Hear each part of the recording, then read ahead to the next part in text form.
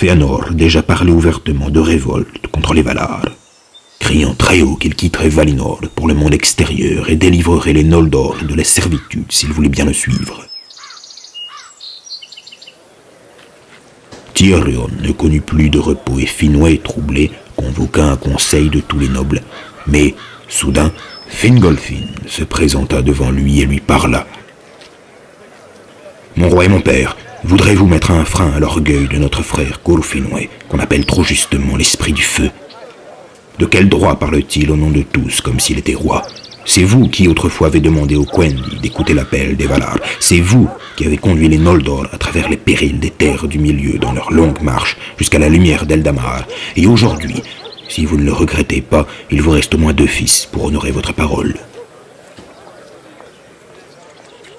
Pendant que Fingolfin parlait, Fëanor fit son entrée armé de pied en cap, le haume en tête et un glaive au côté.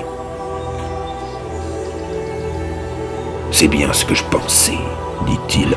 Mon demi-frère se mettrait contre moi, avec mon père, comme pour tout le reste. » Alors il se tourna vers Fingolfin et tira son épée en s'écriant « Sors d'ici et va reprendre ta vraie place !» Fingolfin s'inclina devant Finwë et sortit de la salle sans un mot ni un regard pour Fëanor. Mais celui-ci le suivit, il le rattrapa devant la porte du palais et appuya la pointe de sa lame étincelante sur le cœur de Fingolfin. « Vois, demi-frère, voilà qui est plus aiguisé que ta langue, et essaye une fois encore d'usurper ma place et l'amour de mon père, et peut-être cette épée débarrassera les Noldor de celui qui se veut le maître des esclaves. »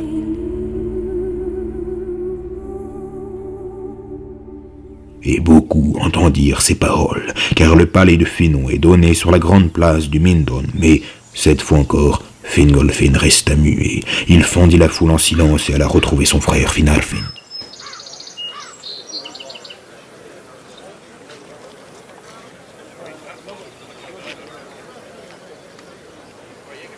Ce n'était pas que le malaise des Noldor fût resté ignoré des Valar, mais la graine avait été semée dans l'ombre, et comme Fëanor fut le premier à s'opposer ouvertement à eux, ils pensèrent qu'il était le semeur de discorde, d'autant qu'il était connu pour son arrogance et son obstination parmi les Noldor, où pourtant l'orgueil avait grandi.